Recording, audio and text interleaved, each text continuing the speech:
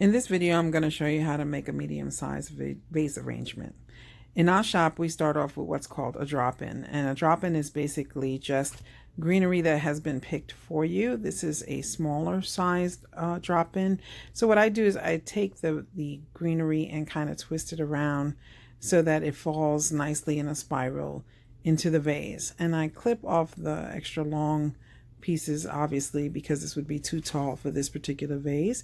So I already been doing this a long time, but you would want to measure it against your vase and see what would be good for you. At this point now, we're going to begin to adjust the greenery because it is kind of just stuffed in there. So what the first thing we want to do is, this comes with aspidistra leaves, and these are really very long. So I kind of trim them down. Sometimes I fold them over and staple them down, and I'll show you that in a future time. But now I just cut them into a pointed shape that's similar to the way the aspidistra comes in. Now I'm just adjusting the greenery so that we want the spikier Italian ruscus on the top, and then the leather to go around the bottom. The greenery that I'm holding in my hand is leather leaf. I'm just going to fill it in more because it isn't full enough right now to hold the flowers. They would just be way too floppy if I left it like that.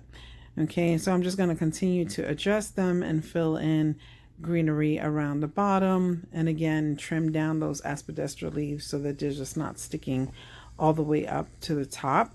There's some pittosporum in here. There's some lily grass, which is the thicker grass. That's the pointy, sticky stuff on the top. Not sticky, but the pointier grass that's sticking out of the top. There's pittosporum, the Italian ruscus. I'm sorry, the Israeli ruscus, which is that other greenery I have in my hand right now, and of course the leather leaf. So in the next step, what I'm going to do is, everyone does not do this step first. They sometimes do this step last, and sometimes I will too. But this is solidago, and I'm going to actually fill in the filler before I put in the flowers. And I like to do this mainly because I like to have the filler help me set the shape. Also, sometimes once I start filling in the flowers, solidago stems are very slim, and as you see, I'm stripping that extra leaf off with my hand. So I'm just pulling those extra leaves off and stripping it down because we don't want it under the water line. But I'm filling it in so to give fullness so that I can get a shape. But also sometimes, because the stems are so thin, once all the flowers are in, it can snap the solidago stems. So I do this ahead of time for the most part. Again, just stripping them down with my hands is very easy.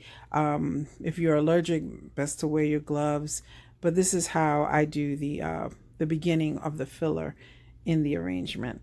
I generally like to put one on the top to make it tall, or to add the height that I like. So that's why I put one on the top as well. So I'm just going to continue to fill it in and kind of play around with it, because we don't want too much filler. We just want enough. And I'll show you a picture of what that looks like from the top. So in this part, my apologies. I thought I videotaped me putting in the green hydrangea. Sometimes I will use a white hydrangea, but this time we use the green hydrangea, and that's what you could see in the middle left-hand corner. The middle left hand of the screen is a green hydrangea. I put 3 of them in there, evenly spaced around the base. Again, I'm filling in with some greenery.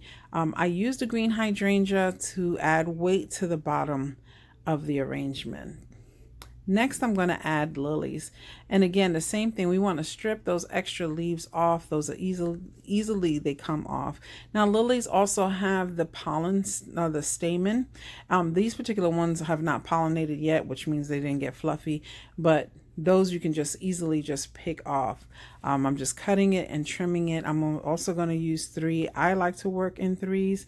Some people don't, but I like to work in even even numbers and odd numbers. Again, these are the stamen. If you don't pull them off, they will end up staining the lily or staining your clothes. They will also mess the flower up. They will begin to make the flower wilt quickly. So I clean those off. And again, as you can see, those leaves peel right off. And I'm just trimming it down to the proper height to put in there. So the next thing we're going to do is we're going to want to add the height. Now, usually I put the height in first. This particular time I did not, but these are stock, and stock has a very thick stem. You can use the knife as I did, or you can use the clippers, but this is going to be the height or the spikiness that at the center of your arrangement. The same thing applies here. You want to strip all those extra leaves off of the stem so that they don't end up under the water line. Also, if you don't strip leaves off of the stems, the flower will continue to draw water from the vase, but those leaves are going to fight for the water just like those blooms are, and you want the majority of the water to go to those blooms to keep your arrangement going and staying fresh for as long as possible. So again, working in threes, I'm just putting in the 3 stems of the stock. Right now they're uneven. I will adjust them so that they're even. So the next thing I'm going to do is put in the sunflowers, and there is a video on my page that shows you how to wire the sunflowers. I put the sunflowers generally in between where the lily is and the hydrangea so that it gives it so it makes it more even in the way that it looks. We don't want too much weight on one side, so we just keep turning our arrangement so that they are in between. So as you can see on the top left hand corner, you can see a sunflower. On the just below it is a lily. Going toward the right, there's a green hydrangea, another lily, and they're in different areas so that it's not all in one place.